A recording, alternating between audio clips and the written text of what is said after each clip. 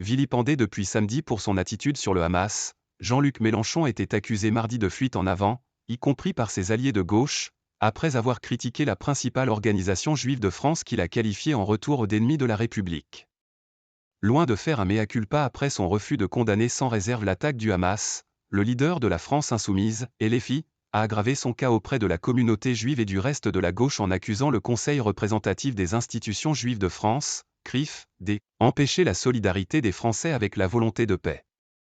En obligeant tout le monde à s'aligner sur la position du gouvernement d'extrême droite israélien, en acceptant de manifester avec le RN, en insultant les élus futiles du PS, le CRIF a isolé et empêché la solidarité des Français avec la volonté de paix et la demande de cessez-le-feu immédiat, a écrit M. Mélenchon sur X, ex-Twitter. Le leader de la gauche radicale de 72 ans, 3 fois candidat à l'élection présidentielle, a un contentieux de longue date avec le CRIF. Mi-juillet, il avait estimé que le président du CRIF faisait partie de l'extrême droite après avoir été visé par ce dernier. Le message de Jean-Luc Mélenchon a été publié quelques heures après un rassemblement parisien en solidarité avec Israël organisé par le CRIF, auquel LFI n'a pas envoyé de délégation. À l'inverse, les autres formations de la nouvelle Union populaire écologique et sociale, NUP, étaient présentes et ont fustigé la nouvelle sortie du dirigeant LFI. Le secrétaire général du Parti communiste Fabien Roussel, dont le parti a pourtant des relations distendues avec le CRIF du fait de leurs divergences sur la politique israélienne, a déploré que M. Mélenchon ait créé une polémique stupide et stérile. Le CRIF prend des positions que nous ne partageons pas parfois.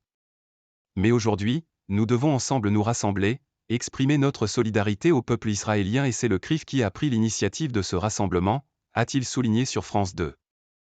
M. Roussel a parlé d'une attaque terroriste terrible du Hamas et a regretté que Jean-Luc Mélenchon n'ait pas eu cette position claire sur un sujet qui devrait normalement rassembler toute la gauche.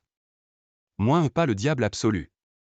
Quand on a commis une faute politique, on la reconnaît plutôt que de chercher à discréditer tous les autres, a renchéri le premier secrétaire du PS Olivier Faure sur Public Sénat. La faute politique c'est de ne pas avoir dès le départ reconnu qu'il y avait un acte terroriste et d'avoir laissé penser que le Hamas pouvait représenter le peuple palestinien, c'était un acte terroriste qui méritait une condamnation claire et ne supposait aucune atténuation, a-t-il insisté. Très proche de Jean-Luc Mélenchon, la chef des députés LFI Mathilde Panot a répondu que son parti ne changerait pas d'un iota sa position. Olivier Faure a cependant refusé de suivre la première ministre Elisabeth Borne qui avait dénoncé un antisémitisme masqué chez LFI. Il ne veut pas faire de Jean-Luc Mélenchon le diable absolu alors que le porte-parole du gouvernement Olivier Véran a jugé mardi qu'il était tout en haine. Et, tout en souhaitant une explication claire avec LFI, M. Faure ne veut pas entendre parler de rupture de la NUP. On parle d'un conflit majeur qui risque de se généraliser, donc chaque chose en son temps. Qui comprendrait à travers le monde qu'aujourd'hui en France, on se pose la question de la place de Jean-Luc Mélenchon au sein de la NUP, plaide-t-il.